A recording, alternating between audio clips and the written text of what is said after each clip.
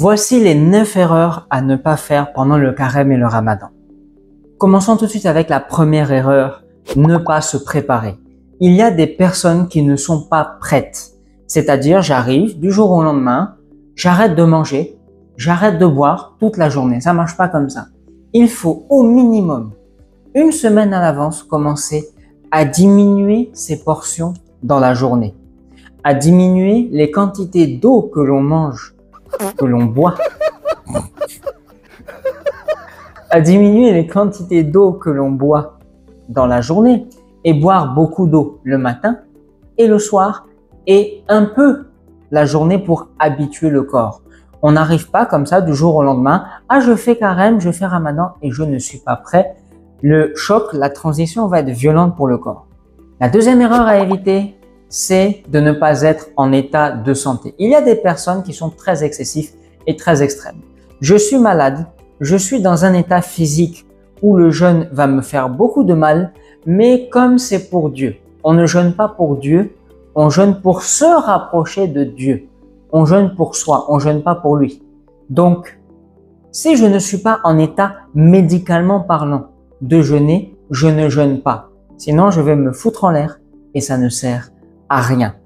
Faites des analyses de sang, allez voir votre médecin si vous n'êtes pas très en forme et que ça fait un moment que vous couvez quelque chose. Demandez-lui ce qu'il en pense et fiez-vous à son avis.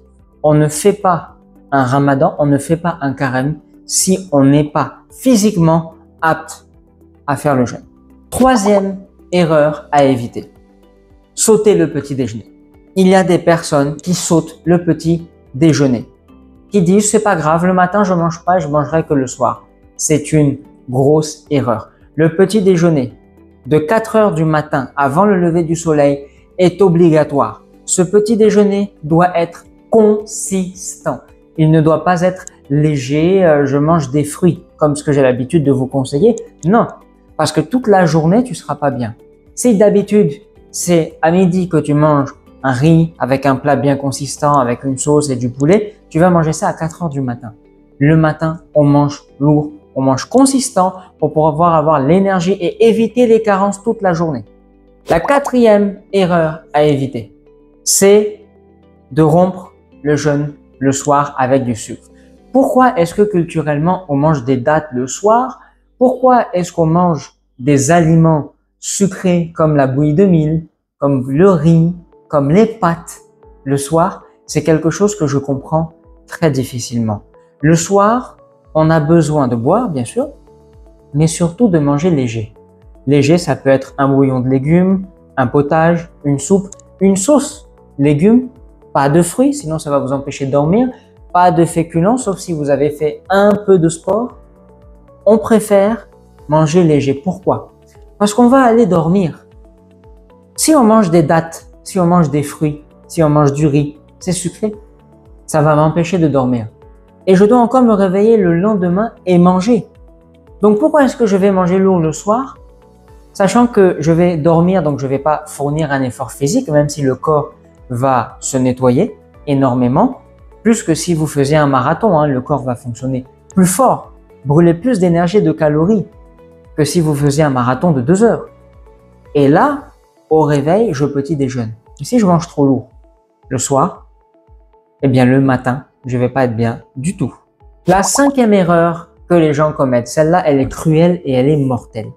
Manquer d'eau, le fait d'être déshydraté.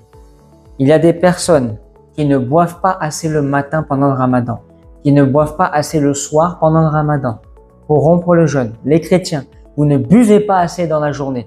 Vous devez boire énormément.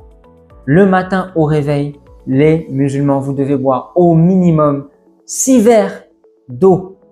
Et le soir, vous devez boire aussi au minimum 6 verres d'eau. Vous devez vous hydrater énormément parce que vous allez faire toute une journée sans boire pour les musulmans.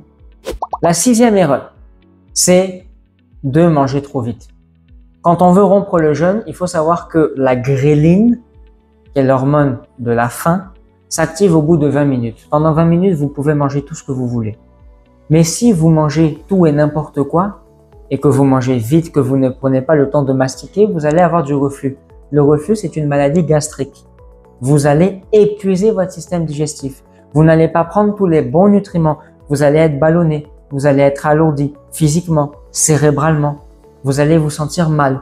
Pour prier, vous n'allez pas vous sentir à l'aise. Donc, prenez le temps de bien mastiquer.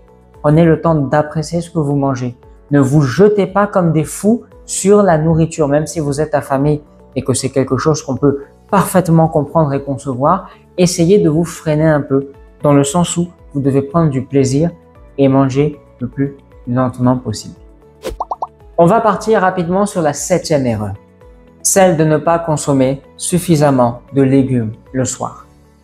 Il y a des personnes qui, le soir, elles vont se jeter sur des friandises, des hamburgers, des pizzas. C'est pas grave, je jeûne, ça va compenser. Le dîner est le repas le plus important de la journée, je ne cesserai jamais de le dire.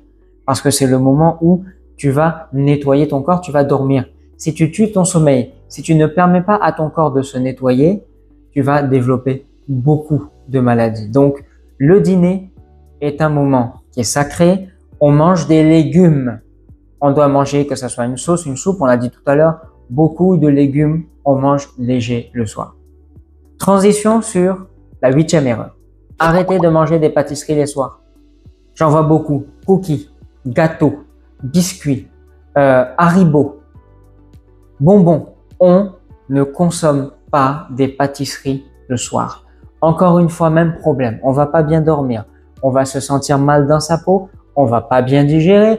On peut faire un diabète si on exagère parce que le pancréas doit se nettoyer le soir, sauf qu'il se nettoie pas parce que vous lui envoyez une décharge de sucre énorme.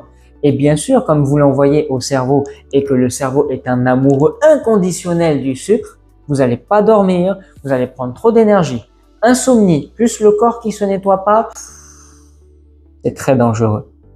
Et puis, on va terminer sur la 9e et dernière erreur à éviter. C'est tout simplement de ne pas veiller trop tard. Il y a des tricheurs et des tricheuses. Oui, je vais veiller tard jusqu'à 5 heures du matin et puis je vais me réveiller à 15 heures parce que moi, je travaille que l'après-midi. Tu souffres pas puisque tu dors. Donc, c'est un peu de la triche. Sauf si ton métier fait que tu le fais tous les jours de ta vie depuis que tu travailles, etc. Il n'y a pas de souci. Mais si, parce que c'est le ramadan, tu veux pas souffrir, donc tu dors quand là, les gens sont en train de travailler sous le soleil et qu'ils souffrent, c'est un peu de la triche. Et pourquoi j'appelle ça une erreur? Tout simplement parce qu'en veillant trop tard, tu vas déséquilibrer ton corps. Parce que quand le ramadan va terminer, quand le carême va terminer, tu vas reprendre des habitudes normales. Et la transition est très difficile, elle est très violente. Tu vas être fatigué, tu vas avoir des cernes, tu vas te sentir mal dans ton corps, mal dans ta peau, et ton corps va prendre un effort presque surhumain pour se restabiliser, pour se rééquilibrer. Donc, mesdames et messieurs, voici les 9 erreurs à ne pas commettre pendant ce mois de Ramadan et de Carême. Je terminerai en vous rappelant de ne pas oublier de vous abonner, d'activer la cloche, de liker. Que Dieu bénisse tous les musulmans, que Dieu bénisse tous les chrétiens, que Dieu bénisse le monde entier, parce qu'on a besoin de beaucoup de bénédictions, et que ce jeûne Ramadan Carême vous permette de vous rapprocher de Dieu dans l'humilité, la paix, la sagesse et l'amour. Et je vous dis le traditionnel ciao. Ciao!